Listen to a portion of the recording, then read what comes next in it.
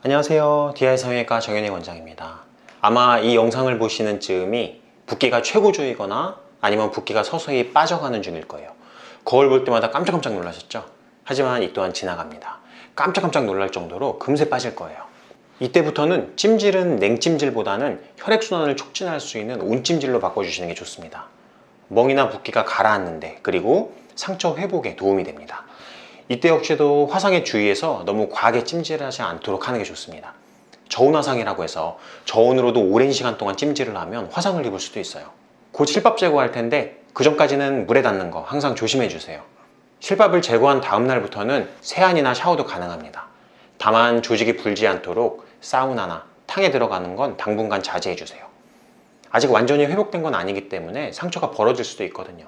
세안이나 화장도 마찬가지예요. 성형수술 후에는 흉터를 줄이기 위해서 충분히 회복되기 전에 실밥을 미리 제거하기 때문에 아무렇다고 생각하고 센 자극을 가하면 상처가 다시 벌어질 수도 있어요.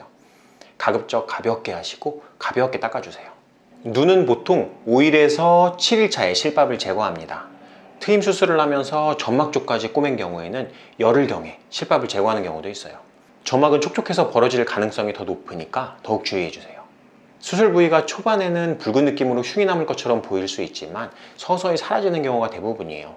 간혹 실밥을 제거 후 가려운 느낌이 나면서 붉고 단단한 덩어리 같은 흉조직이 만들어지는 경우 주사치료가 도움이 될 수 있으니까 병원으로 연락주세요. 일주일 정도가 지나면 렌즈 착용이 가능하지만 만약 결막 부종이 심하다면 부종이 가라앉을 때까지 좀 더 있다가 착용할 것을 추천드립니다. 코는 보통 5일에서 7일 차에 실밥을 제거합니다. 만약 귀형골이나 관자근막, 엉덩이 진피, 늑연골을 채취했다면 열흘에서 2주경에 실밥을 제거하게 되죠. 코끝을 많이 높인 경우에는 실밥을 빼고 난 며칠 동안은 벌어질 위험이 있으므로 코끝이 세게 당겨지는 표정을 짓거나 코 주위를 비비지 않도록 주의해 주세요.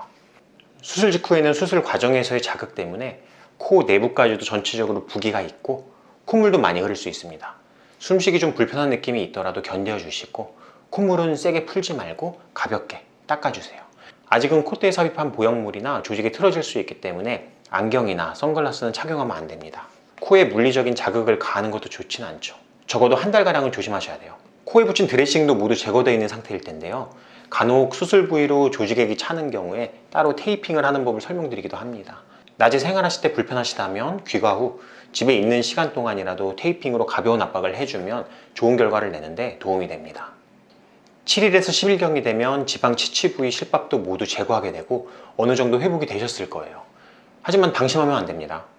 생착은 일반적으로 2주가량의 시간이 필요하다고 이야기를 하는데요. 이 기간 동안에는 생착률을 높이기 위해서 이식 부위를 문지르거나 누르는 등의 물리적인 힘을 가하시면 안 됩니다. 세안하거나 화장하실 때, 그리고 모자, 선글라스, 안경 등 액세서리나 의복을 입으실 때 주의해 주시면 좋습니다. 붓기가 중력이 가해지는 방향으로 이동하게 됩니다. 이마 쪽을 수술했는데 눈두덩이나 앞볼, 심술보 부위까지 붓기가 오기도 하고 심한 경우 멍이나 붓기가 목으로까지 내려오기도 해요. 멍과 붓기는 시간이 지나면서 모두 사라지므로 걱정하지 마세요. 광대 수술을 하셨다면 일주일경에 피부나 두피 쪽 봉합사 실밥 제거가 필요합니다. 하지만 입안의 절개선을 꼬맨 실은 녹는 실이에요. 2개월경까지 부드럽게 떨어져 나오므로 따로 제거할 필요는 없습니다. 수술 후 일주일 정도는 입안 상처가 아직 회복이 덜 되었기 때문에 자극이 가지 않도록 각별히 조심하시고 식사도 씹지 않아도 되는 부드러운 음식으로 드시는 게 좋습니다. 가글도 잊지 마시고요. 수술 후 2주 정도가 지나면 입안 상처가 많이 회복이 되기 때문에 그 이후에는 일반 식사도 가능하고 평소 사용하던 칫솔로 조심스레 양치를 해도 무방하지만 너무 단단하거나 질긴 음식을 씹거나 양치를 강하게 한다거나 입을 크게 벌리는 등의 행위는 좋지 않습니다.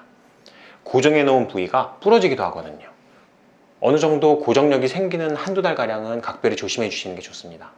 땡기미는 붓기 회복에 도움이 됩니다. 하지만 너무 세게 조인 상태로 오랫동안 착용을 하면 두피 쪽에 탈모가 오기도 해요.